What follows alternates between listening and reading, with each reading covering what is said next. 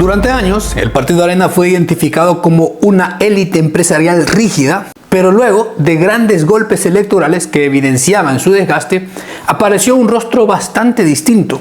No provenía de una retórica incendiaria ni de la vieja guardia militar, venía del mundo corporativo, empresarial. Y con nuestro conteo, con el más alto grado de precisión, que hemos logrado un triunfo para el pueblo salvadoreño. Estamos declarando en este momento a Norman Quijano, el nuevo presidente de El Salvador. De las oficinas ejecutivas y los consejos administrativos, Jorge Velado no era el típico operador político tradicional, era un gerente convertido en dirigente. Antes de asumir la presidencia de este partido, Velado construyó su trayectoria en la empresa privada, vinculado a importantes grupos empresariales salvadoreños dentro de la esfera oligárquica que impulsaba y sostenía el Partido Arena. Entonces, Arena, enfrentando su desgaste público y de haber sufrido ya dolorosas derrotas electorales como la del 2009, el nombre de Jorge Velado emergió como una apuesta calculada, proyectar modernización sin romper con la estructura histórica del partido. Y en ese contexto de desgaste y replanteamiento interno, Jorge Velado no llegó a una silla menor. Sustituyó nada más y nada menos que a Alfredo Cristiani, una de las figuras más influyentes en la historia de este partido. Por eso se interpreta que Jorge Velado era un enviado especial, una especie de máscara, una especie de fachada. Más que un presidente de un partido, un gerente general en Arena. Porque Cristiani no era solo un expresidente de la República, era considerado el padre político de toda esa generación que ya estaba insertada en el aparato del Estado. Para todos ellos era el mentor, articulador, guía estratégico y sobre todo el arquitecto de los más grandes saqueos del Estado. Sin embargo, aquella figura histórica también acumulaba desgaste en la opinión general. Al paso del tiempo, los señalamientos y las derrotas electorales habían erosionado la capacidad de Cristiani de proyectar renovación y liderazgo. Arena necesitaba algo distinto para poder vender de nuevo a la gente. No bastaba la nostalgia del poder, se requería una narrativa de modernización y de esa manera prepararse para la próxima elección presidencial del 2014. El arribo de Velado a la cúpula de Arena era lógica, un relevo generacional que no rompía con la estructura tradicional, pero que intentaba suavizar el discurso y ampliar el margen de aceptación pública. El objetivo era claro: reconstruir imagen, reorganizar filas y preparar el terreno para disputar nuevamente la presidencia, lo que resultó lo mismo, solo de fachada. Arena. El último bastión que le queda a la democracia. René Portillo Cuadra. Futuro vicepresidente de la República. Don Isaac. Corrupción, el presente de este país.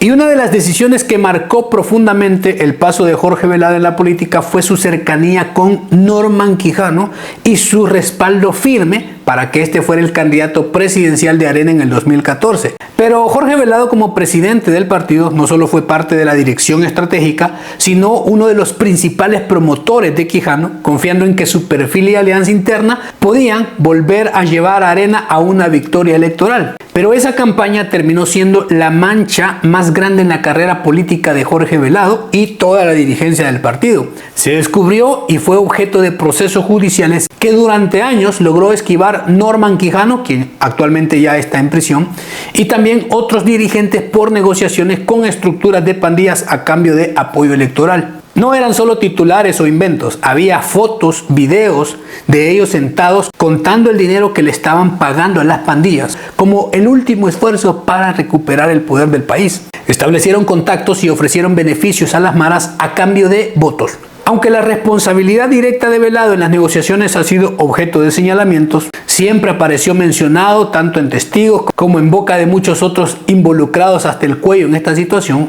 Lo cierto es que este episodio quedó inscrito como un capítulo crítico de la historia reciente de este partido y lo que lo terminó de llevar a su descalabro total. En aquel entramado político que hoy forma parte de expedientes judiciales apareció otro nombre clave: Salvador Ruano, entonces alcalde de Ilopango bajo la bandera de Arena y figura muy cercana a los máximos dirigentes del COENA. Él fue el enlace entre la dirigencia y los líderes de las pandillas. Incluso en declaraciones se supo que Ruano utilizaba su teléfono para llamar a Jorge Velado directamente y hablar con él estando con los pandilleros, para que Velado los escuchara y ellos a la misma vez respondieran. Es decir, tener una comunicación directa con los delincuentes.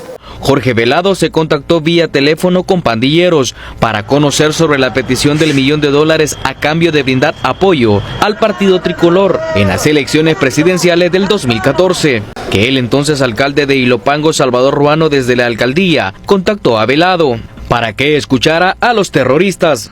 Pero como era de esperarse, Jorge Velado negó absolutamente todo. Lo negó con firmeza, también Norman Quijano, durante muchos años. Decían que era un ataque político, como narrativa adversaria, como difamación electoral. Pero el tiempo, esa variable que no milita en ningún partido, terminó colocando el tema en una sede judicial. El proceso contra Quijano tardó varios años, después de intentarlo proteger hasta las últimas instancias de su partido y hasta el último momento que tenía poder. Pero había pruebas, testimonios, grabaciones y todo terminó derivando en condena relacionada con negociaciones y financiamiento a las pandillas por apoyo electoral. El juicio no fue inmediato ni fulminante, fue lento, incómodo y progresivo. Y mientras el discurso público insistía en que nada ocurrió, los expedientes judiciales comenzaban a contar otra historia. La narrativa defensiva ya no podía apoyarse únicamente en el argumento de ataque político. En ese momento, Jorge Velado tomó toda la distancia y nadie le creyó que, siendo el presidente del partido, no supiera de esas reuniones y los pagos de dinero a las pandillas. Aún así, declaró no haber tenido conocimiento de negociaciones, negó participación y sostuvo que cualquier acercamiento habría ocurrido sin su autorización. El contraste era incómodo. Siendo presidente de dicho partido en la campaña presidencial, ¿cómo podía asegurar no haberse enterado de todos esos contactos, reuniones, pago, dinero? Era algo que nadie se creía. Y la explicación oficial de ellos fue simplemente que no estaban al tanto. La pregunta política fue más compleja. Curiosamente, Velado nunca fue llevado a juicio por estos hechos. Y lo más seguro es porque él había sido un enviado a ese partido. O sea, tenía la bendición de los poderes fácticos. La cercanía con los sectores empresariales tradicionales, considerados por muchos los verdaderos poderes en Arena. Y se pudo ver cómo se le otorgó un blindaje político indirecto. No hay una sentencia que lo condene por esas negociaciones, a pesar de ser mencionado y plenamente vinculado, pero tampoco desaparecieron todas esas sombras que dejó aquel episodio. Jorge Velado difícilmente pudo haber sido ajeno a todos esos movimientos. Lo más seguro es que no solo sabía todo, sino también lo coordinaba, pero contaba con la cobertura de sectores más poderosos dentro de esta estructura partidaria y empresarial. Los mismos que lo habían colocado al frente como una fachada de Alfredo Cristiani. Y un miembro del partido como Neto se involucró en esto. Fue una decisión que yo no conocí, que yo no supe, y que si hubiera conocido, con toda seguridad yo no hubiera aceptado reunirse con este tipo de personas. Empezó aclarando que al menos él no tuvo conocimiento del encuentro hasta después de haberse realizado. Y me dijo, hemos tenido reuniones y invité a Ernesto a que llegara a un par de reuniones. Yo no tuve conocimiento antes, no hubo, por lo menos del Consejo Ejecutivo, no ha habido una aprobación previa. Jorge Velado dijo que esta fue una imprudencia de parte del alcalde de Ilopango, Salvador Ruano, y del diputado Ernesto Mason.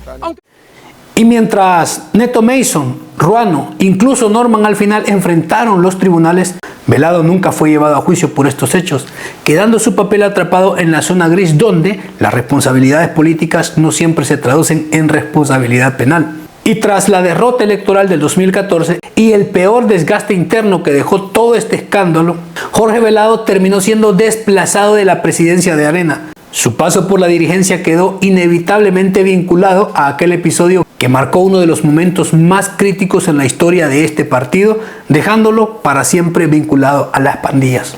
Yo creería de que Neto en su momento va a tener que ser objetivo y decir nombres.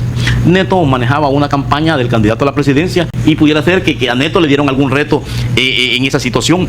Pero el COENA, y yo lo he dicho en otros medios de comunicación. Y en cuanto a si el ex candidato a la presidencia, Norman Quijano, ahora diputado, tenía conocimiento o no de estos encuentros, respondió. Un candidato a la presidencia de la República que alegue ignorancia, yo creo que no le queda bien. Ojalá que ponga otras cosas. Una campaña que pretendía renovar el partido, darle otra fachada, devolverlos al poder, pero que terminó erosionando aún más su credibilidad pública. Con el tiempo, Velado se apartó de la primera línea política. Años después fue diagnosticado con una grave enfermedad terminal que le fue deteriorando progresivamente. Y ya en impunidad, que nunca fue judicializado él directamente por el caso de las pandillas, se confirmó que había fallecido en octubre del año 2020 y ya tenía buen rato de estar fuera de los focos de la política. El partido confirmó su fallecimiento en Estados Unidos, donde recibía tratamiento médico. Su fallecimiento cerró un capítulo controversial, el del dirigente empresarial que llegó con un rostro de renovación y terminó asociado a uno de los mayores escándalos políticos de su partido por negociar y financiar a las maras. Pero para su beneficio, cumplidas las instrucciones al pie de la letra de lo que le habían encomendado los dueños de Arena para aquella campaña, lo cual sí lo hizo, pero aún así perdieron, el caso puntualmente de Jorge Velado quedó en total impunidad. Pero bien, ese es un resumen del breve paso de Jorge Velado por la política y el partido Arena. Saquen su conclusión, déjenla en los comentarios. Gracias por apoyar siempre el contenido, por llegar hasta el final. Cuídense, nos vemos. Hasta la próxima.